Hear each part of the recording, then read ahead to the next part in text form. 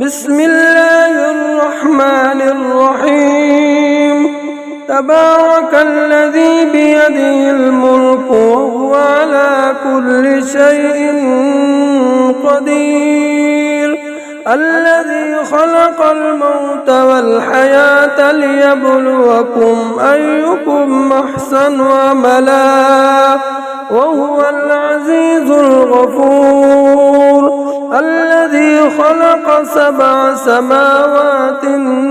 طباقا ما ترى في خلق الرحمن من تفاوت فارجع البصر هل ترى من فطور ثم ارجع البصر كرتين ينقلب إليك البصر خاسئا وهو حسير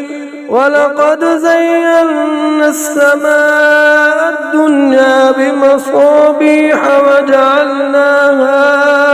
وجعلناها رجوما للشياطين وأعتدنا لهم عذاب السعير وللذين كفروا بربهم عذاب جهنم وبئس المصير إذا ألقوا فيها سمعوا لها شهيقا وهي تفور تكاد تميز من الغيظ كلما ألقي فيها فوج سألهم خزنتها ألم يأتكم نذير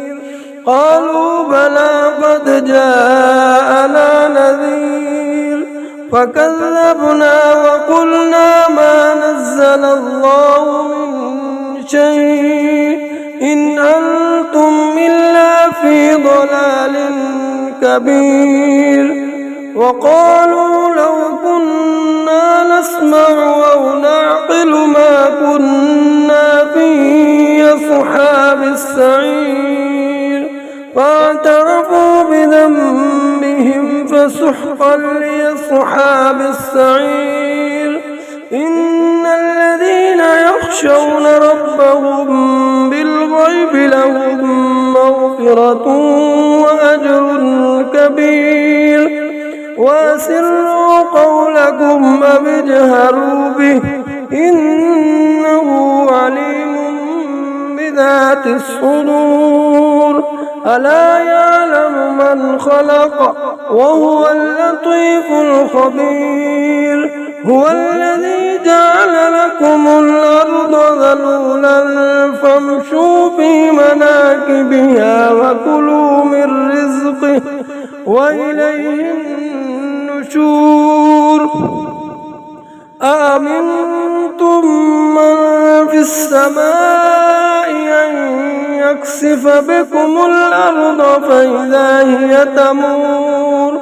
أم أمنتم من في السماء أن يرسل عليكم حاصبا فستعلمون كيف نذير ولقد كذب الذين من قبلهم فكيف كان نكير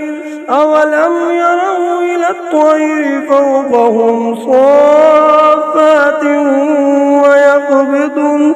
ما يمسكهن إلا الرحمن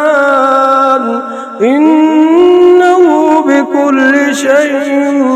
بصير أمن هذا الذي هو جند لكم ينصركم من دون الرحمن إن الكافرون إلا في غرور أمن هذا الذي يرزقكم من أمسك رزقه بل لجوا في عتو ونفور أفمن يمشي مكبا على وجهه أهدى أمن يمشي سويا على صراط مستقيم قل هو الذي أنشأكم وجعل لكم السمع والأبصار والأفئدة قليلا ما تشكرون قل هو الذي ذرأكم في الأرض وإليه تحشرون ويقولون متى هذا الوعد إن كنتم صادقين قل إنما العلم عند الله وإنما أنا نذير مبين فلما رأوا زلفة سيئت وجوه الذين كفروا وقيل هذا الذي كنتم به تدعون قل أرأيتم إن أهلكني الله ومن معي أو رحمنا فمن يجير الكافرين من عذاب أليم قل هو الرحمن آمنا به وعليه توكلنا فستعلمون من هو في ضلال مبين قل أرأيتم إن أصبح ماؤكم غورا فمن يأتيكم بماء